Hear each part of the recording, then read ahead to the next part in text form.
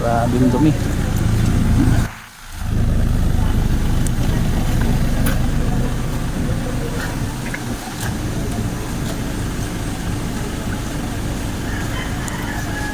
Ito na nga guys, umpisa na natin paglinis ng kanyang catalytic converter. So sa paglinis po nito guys, meron po mga proseso kung paano po natin dapat linisin kasi meron pong iba nililinis nila ang catalytic converter ay kailangan tanggalin po sa baba upang linisin. Sa proseso pong ito, hindi ko na kailangan tanggalin sapagkat meron po tayong machine na ginagamit at meron po tayong chemical na nilalagay kapag tayo po ay naglilinis ng ating catalytic. Alam niyo po ba ang catalytic ay isa rin po ito sa mga deposit ng mga carbon. Kapag ang ating pong catalytic ay marumi na, marado na, nakakaranas po tayo ng misfire, nakakaranas din tayo ng low power, nakakaranas din tayo na malakas ang ating gasolina kapag tayo po ay nagmamaneho. Isa rin ito sa mga dahilan na kailangan din po natin linisin. Hindi lamang po puro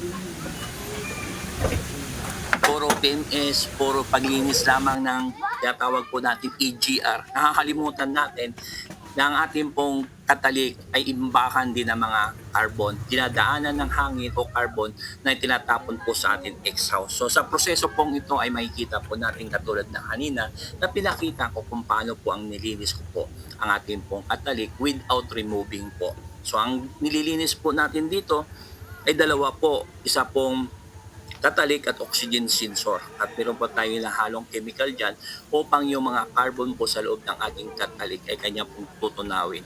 At kapag marumi po, makikita po natin dyan sa exhaust na unti-unti niya pong nililinis at makikita natin yung carbon na isasama po doon po sa kanyang pong exhaust. Ang ganito pong proseso ay ginagamit po namin ito lalong-lalo na po sa lugar po ng Saudi Arabia sa matagal po nating pagtatrabaho po sa mga company.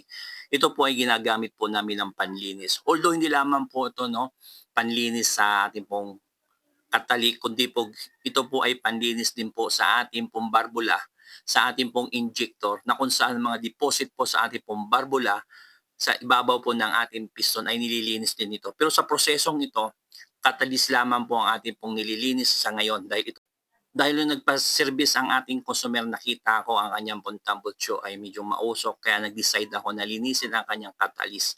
So kung may plano kayo magpalinis na inyong catalytic po, nandito lamang. Nandiyan po ang telephone number ko, pwede nyo akong tawagan at i-PM at mag-usap po tayo kung saan man po kayo dito sa lugar ng Bulacan o labas ng Bulacan. So willing tayong puntahan hanggang kaya po natin. So katulad ng sinabi ko, wala pong dismantle. Wala po tayong ibang tatanggalin maliban lamang po sa pagdadaanan po ng ating chemical para malinis ang ating catalytic. Kaya isa ito sa mga dahilan kinakailangan natin, hindi po nire-require, kundi isa ito na kinakailangan natin ipagawa sa ating sasakyan. Dahil alam naman natin kapag ating catalyst po ay nasira ay mas mahal, napakamahal po ang presyo ng ating pong catalytic.